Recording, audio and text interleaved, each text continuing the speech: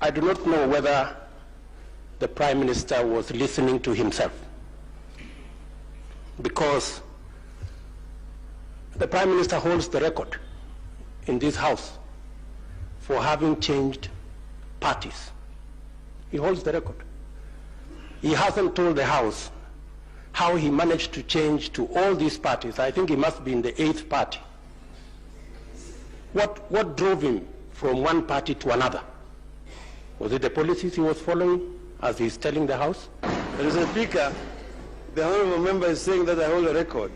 I have changed political parties 4 times, because NARC was not a political party as such. We were only an LDP. Mr. Speaker, KANU, ODM, UDM, and URP are 4. He himself, Mr. Speaker, has changed parties 4 times like myself.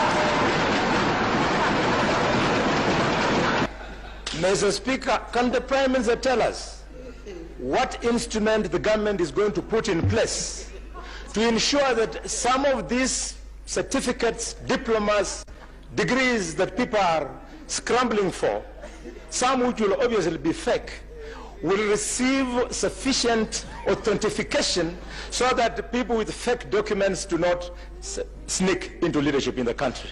Mr. Speaker, well, I don't know where the honourable member is coming from, but Mr. Speaker, I was recently awarded a honorary doctorate degree by the Florida Agricultural and Mechanical University.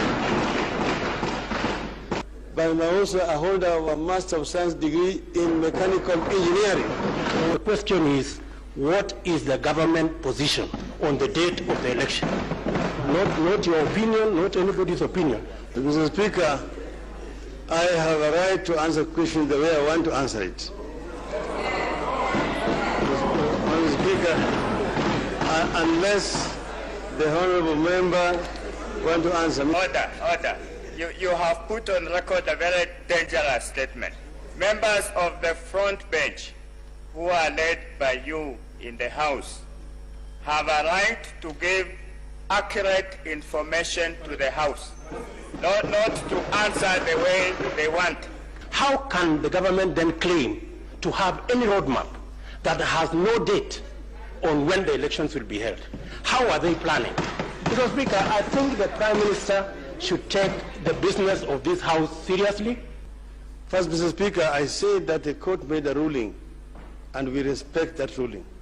And that, Mr. Speaker, is what the President has gone by. Mr. Speaker, should even have added that, Mr. Speaker, that was also adopted by the Cabinet. So, Mr. Speaker, if you want official government position, that is the official government position.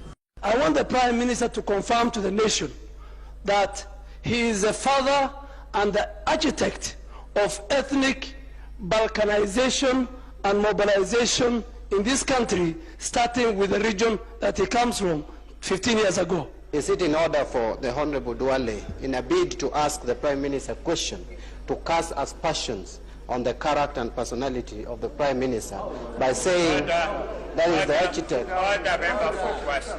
Order. We merely asked a question, which is entitled to.